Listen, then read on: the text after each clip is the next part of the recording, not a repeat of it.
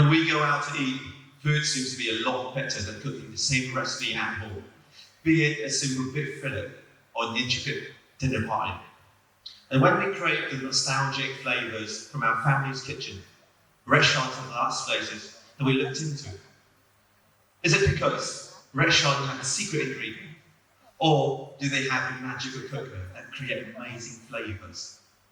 Well, the answer is a little bit more complicated than that. In order to understand it, we need to mention a term called neurogastronomy. In his book with the same title, published 2012, Gordon Shepherd carefully explained the concept of flavour, and there are some misconceptions when talked about it. We all thought that the tongue is the organ that perceives taste, and the nose is the organ that perceives smell.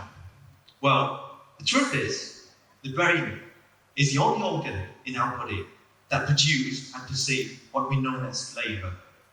However, our eating experience doesn't stop at only 2 senses. Our body is designed so that whenever we eat, all of our basic 5 senses will take part in creating the experience. In order to understand it further, let us have a few activities together.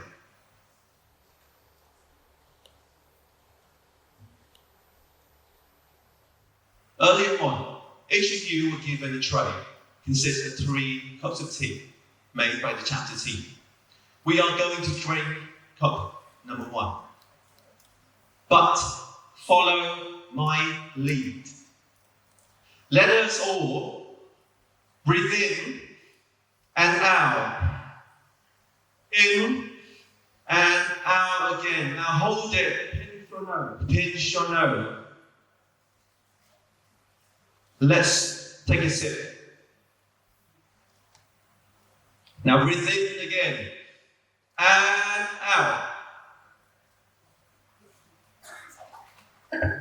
Show hands if you didn't taste anything before breathing out. So it means that most of you are really good at controlling your breath and have a normal functioning retronasal olfactory system, which is the sensory pathway responsible for perceiving flavour through the back of the mouth while eating. It is distinct from orthonasal sensory pathway, which is the perceptions of flavour that enter the nose through the nostril by sniffing.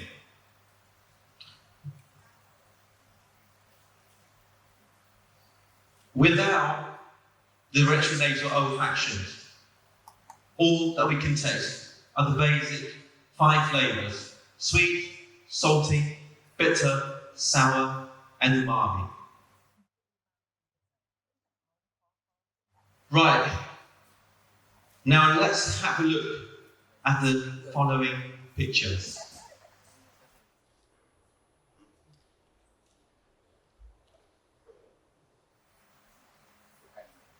Most of you, like myself, would have noticed by now that your mouth began to salivate.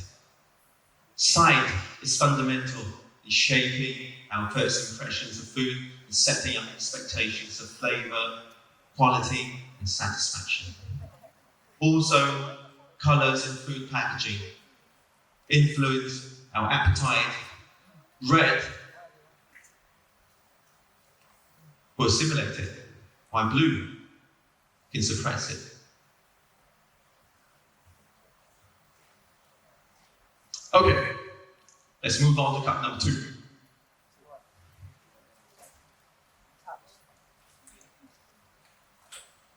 Right, in here, there's a jelly that was made by the same tea you just enjoyed. The only difference is in texture.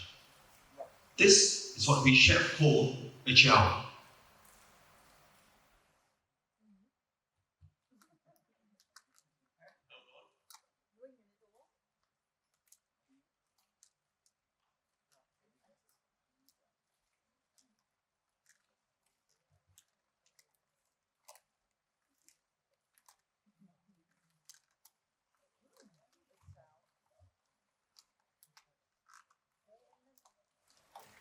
Okay, try your best. Are we all finished? Good? Different, isn't it? Okay, now let's try cup number 3.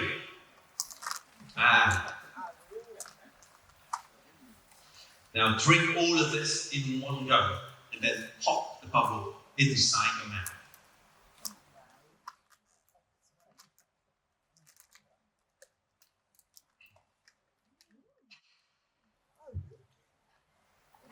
Now I can see a little surprised expression on your faces.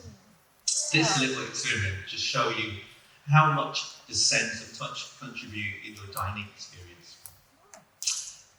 If the texture is different, then the food will not taste the same, even though the 5 basic tastes and the aromas remains.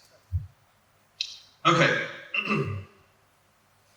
your final activity will show you the importance of scents, of sounds when you eat. Please put on your earplugs tightly before enjoying my favourite cup. This is potato crisp, my favourite snack growing up. When you finish, you can take it out.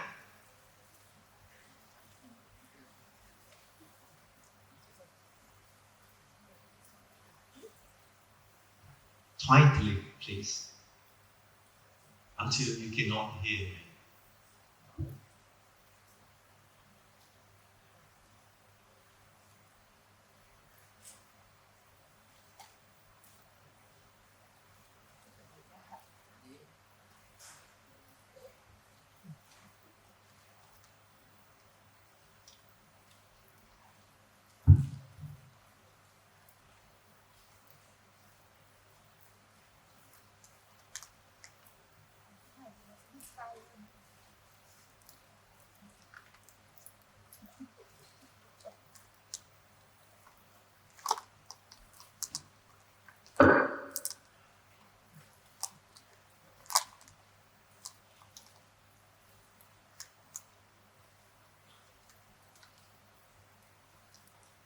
Okay.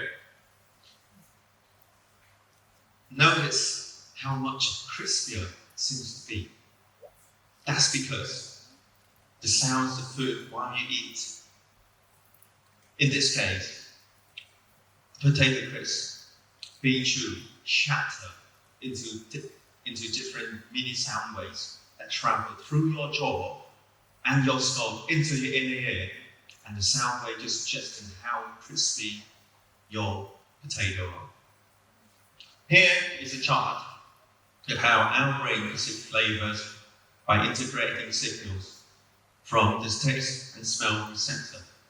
When we take a bite, thousands of the taste buds, each contain between 50 to 150 receptors on your tongue, will detect chemicals in food and turn them into electrical signals. These signals will be sent to the cortex and then into the higher brain functions. Whilst that's happening, smell receptor detect volatile molecules in food and turn them into electrical signals and send them to the olfactory cortex.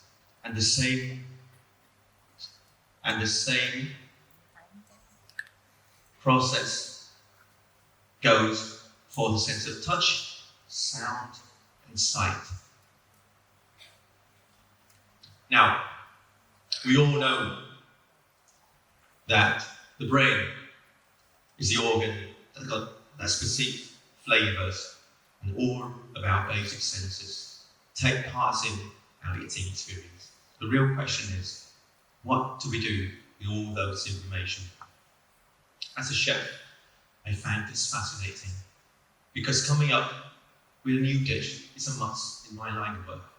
And when we understand what's going on through our customer mind, it makes our creativity pathway a lot clearer. We can design dishes that we want our customer to feel like. Sometimes play a little trick to enhance the experience. This is a sunshine mocktail on our previous menu, which comes with a perfume that smells exactly like the drink. To optimize both retronasal and alternasal olfactory system. Another example, the Fat Duck, the 3 Michelin star restaurants in the UK, using the sounds of the ocean and enhancing the sound of sea dish, evoking memories and enhance the seafood on the plate. For a long time, bakery shop has been known for using the scent of pastry and blowing it out to their front door and boost sales. Restaurants use music to speed up the customer dining experience. And of course, everybody knew how fast food chain just use vitamin color like red and yellow to suggest appetite. So maybe the next time you go out to eat, you might notice how enjoyable your food is. Not just because of the ingredient or the chef's skills, but the experience that is swamping your 5 senses. Thank you.